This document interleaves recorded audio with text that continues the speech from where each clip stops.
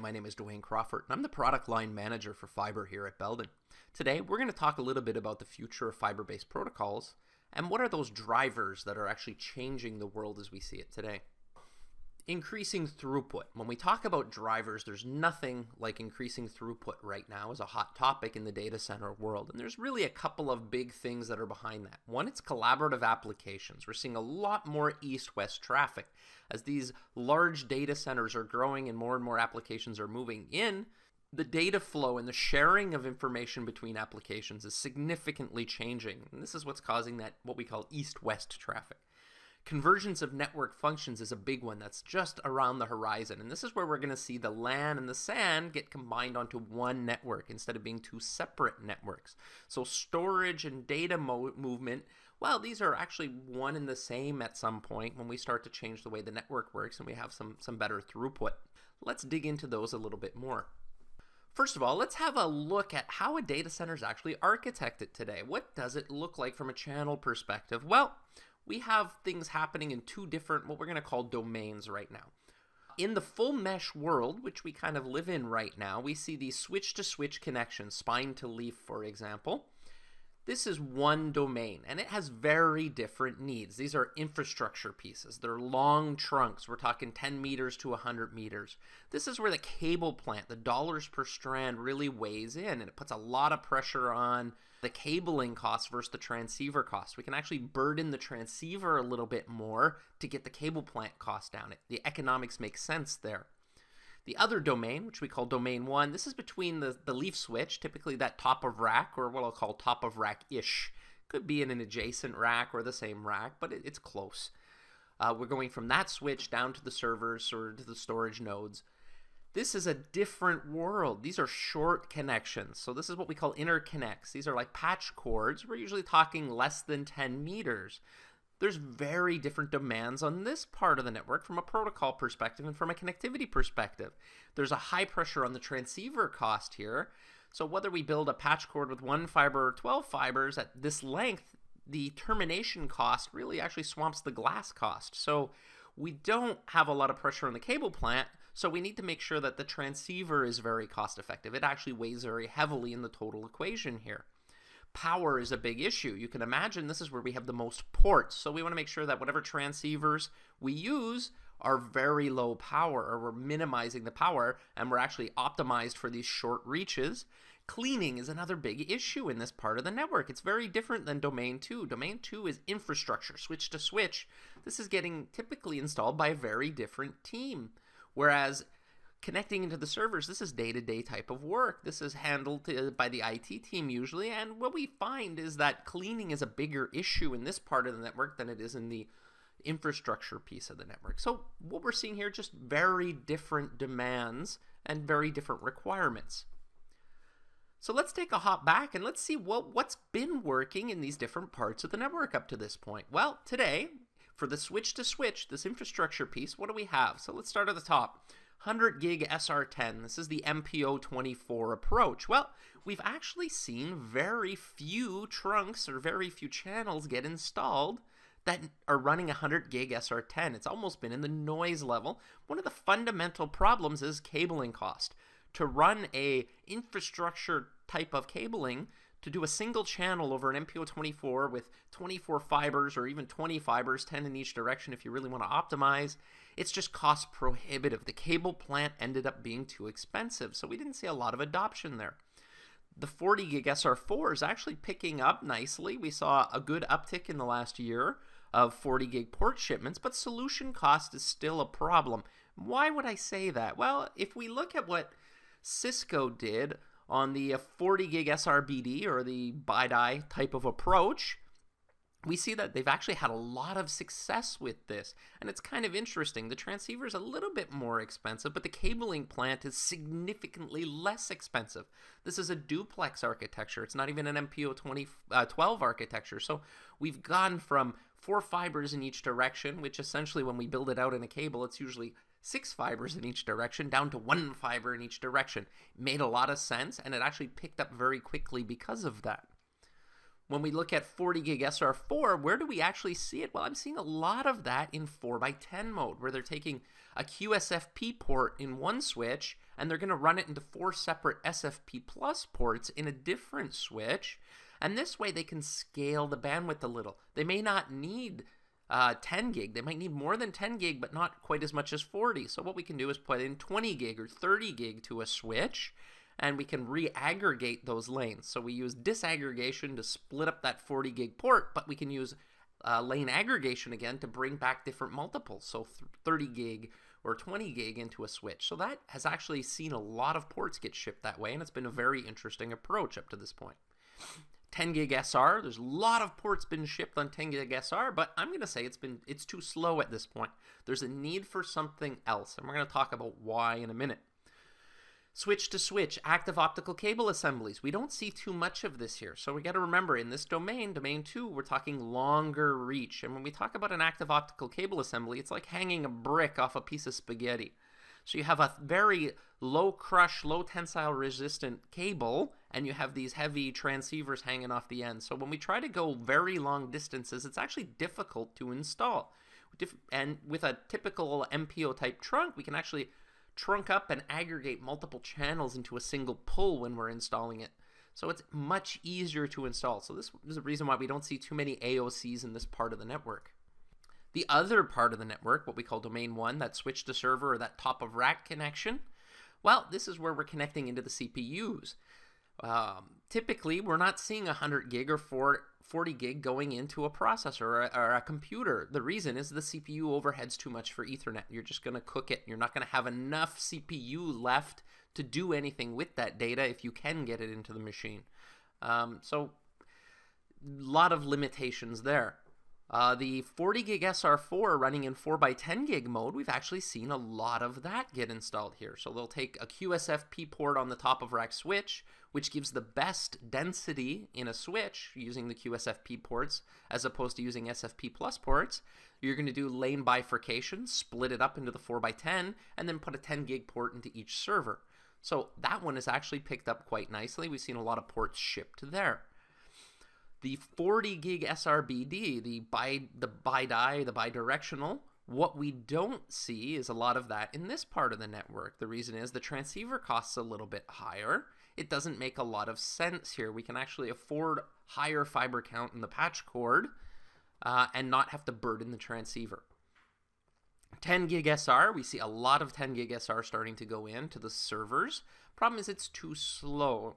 And we'll talk about that again in a minute, why this is too slow when we talk about network functions, both the LAN and SAN becoming one. Active optical cable assemblies, so 40 gig active optical cable assemblies. And specifically, I'm going to talk about the ones that are breakout assemblies or the Hydra type assemblies, where we have a QSFP plus going into 4 10 gig SFP pluses. We see a lot of that get installed here at this part of the network. And just the pure 10 gig AOCs, SFP plus to SFP plus. So the AOC route is very popular in this part of the network. It's actually very optimized to run within that cabinet or maybe the adjacent cabinet doing these server to switch type of connections. It's very cost effective. It's power efficient. Since it's a closed link, don't have to worry about meeting compliance and extra connectors in the channel and running a max length channel. So the power in the AOCs can be scaled back to the point where it becomes much more power efficient in a place where power efficiency makes a big difference. AOCs, it's also what I'm going to call a copper to copper interconnect. It's actually taking advantage of optics without having the disadvantage of optics, which is the cleaning part. Cleaning is one of the biggest challenges in working with fiber optics, and the AOCs get rid of that. So it becomes very interesting, especially with the day-to-day patching work with the IT staff as you're bringing up new servers every day. So let's talk about something new then. Where are we going? Well, 25 gig is posed to be huge. So if I were to sit here and have this discussion last year, I wouldn't have really put 25 gig that high in the roadmap. It was really new then. If we were to talk 2 years ago, there wasn't even a discussion. It had been around in some of the standards groups, but there's always been some resistance to 25 gig as it not being a big enough step in the Ethernet roadmap. Well, The reality is it is a big enough step. It's the right size of step. So if we look at how much throughput we can push into a server, 25 gig becomes a very interesting number in terms of what the compute side of the world can actually handle. Today, what do we run? We run a 10 gig port and then we'll run fiber channel in. So ultimately, we're kind of hovering around that 25 gig level today, but we have to do it with two different connections, typically splitting the SAN and the LAN up because the LAN part, the Ethernet's usually a pretty heavy protocol. It's a heavy stack to push, and it takes a lot of CPU load. Whereas in the SAN side, it's a very lightweight type of transfer. It is an RDMA transfer. It's a memory to memory. So lightweight stack, very low CPU loading, and that's why we've traditionally split the two. Well, with 25 gig, we can now use something called RoCE, which is RDMA over converged Ethernet. So we can now bring that fiber channel and InfiniBand type of functionality with the low overhead, low latency, and move it over onto the Ethernet network. So now we're combining network functions and storage functions all on the same cable, all on the same connection. So 25 gig actually becomes very, very exciting for this. Becomes very cost effective then when we start to see this network function convergence. So Belden has been an active member of the 25 gig Ethernet consortium, and we're very excited to see this standard move forward and start to become a reality in the near future. So let's talk a little bit more about this RoCE concept then, this RDMA over converged Ethernet. So what's going on?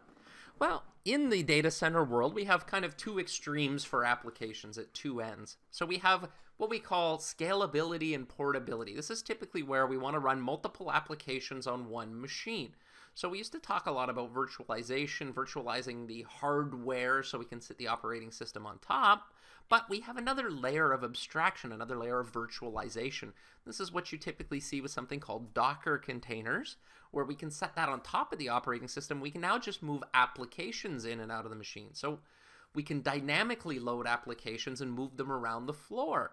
Becomes very interesting, and they each sit in their own containers, so we can actually bill for it in a very interesting way.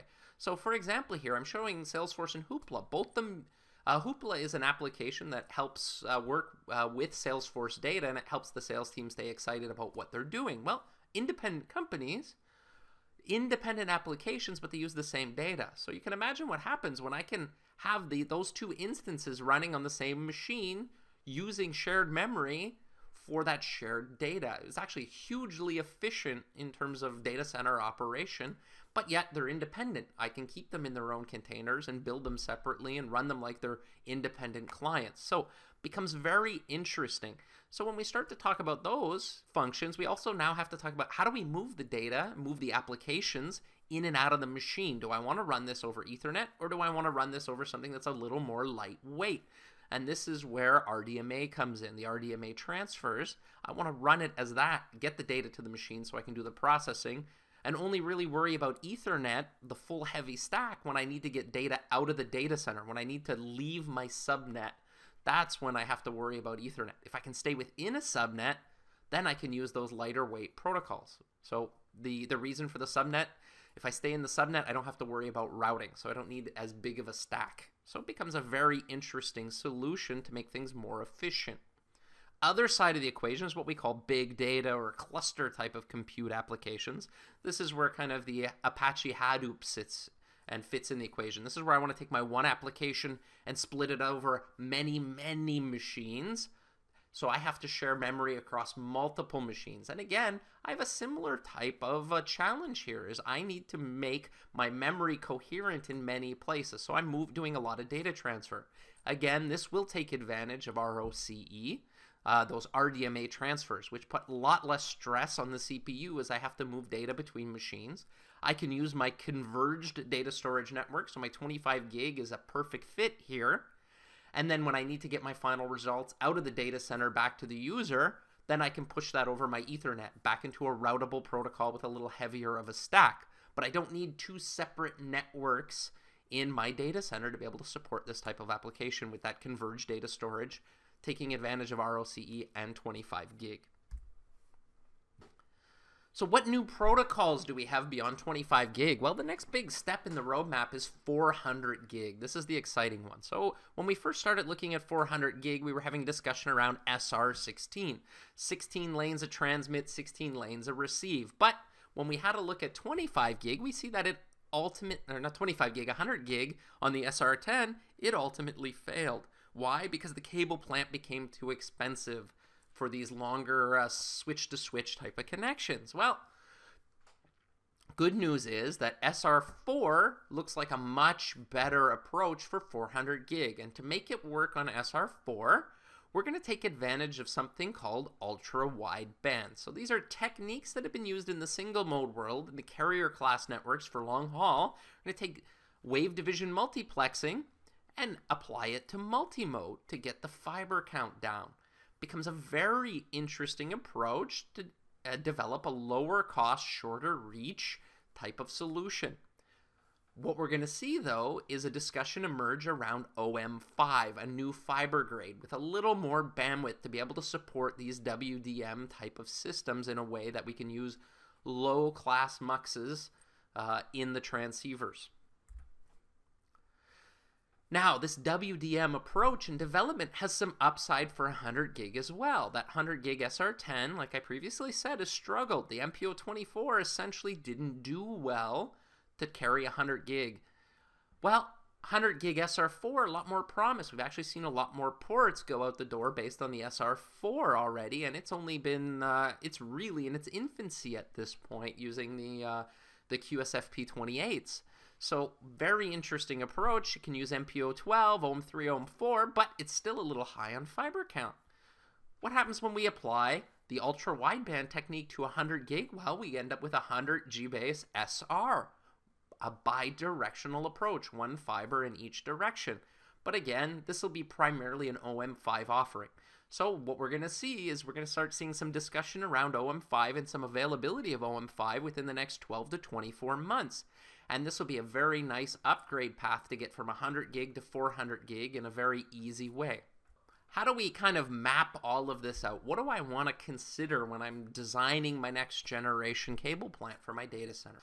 Let's have a look at the protocols here, everywhere from 25 gig up to 400 gig, and let's look at it in the two different applications. Domain 2, switch to switch, domain 1, switch to server. I'm going to subdivide the switch to switch into two groups, domain 2. So less than 500 meters and less than 100 meters.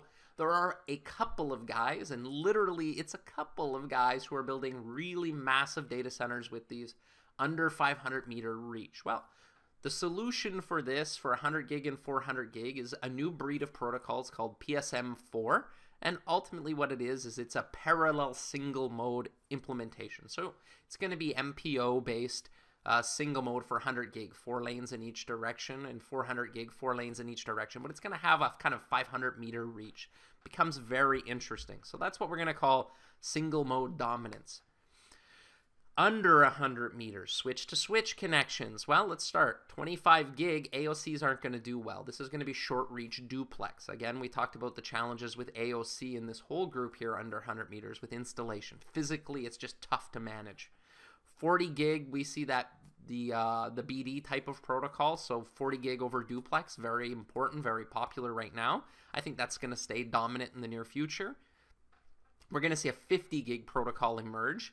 So ultimately, short term, this may be UWB, so OM5 type of approach, but we're also going to see SR versions of 50 gig even further down the road as the silicon photonics lane rates pick up and as potentially VCSEL lane rates start to pick up. In the 100 gig world, this is definitely going to be dominated by UWB and OM5 over 2 fiber. Short term, though, that's going to be SR4 with 25 gig lanes. And 400 gig, this is really going to be dominated by UWB, OM5, 4 fiber.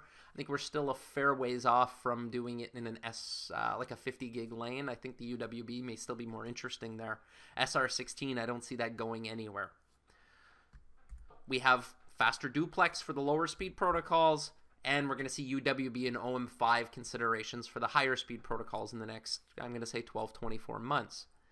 So what do we want to do then in the short reach? Well, this is dominated by active optical cables. So switch to server, less than 15 meters, Active optical cables in the short term, this is what's going to drive this market from 25 gig to 50 gig.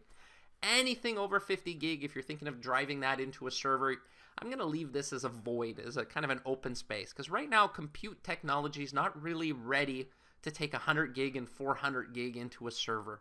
The CPUs just aren't able to handle that right now. So we're going to leave that. It's going to be some time before we start talking about that in this very short reach part of the network, with the exception of some very, very specialty applications. So I hope that gives you a bit of an idea of what's coming, where it's going, and what the drivers are for these changes. As always, if you have any questions, please feel free to reach out to any one of the Belden associates, and we'd be glad to talk with you.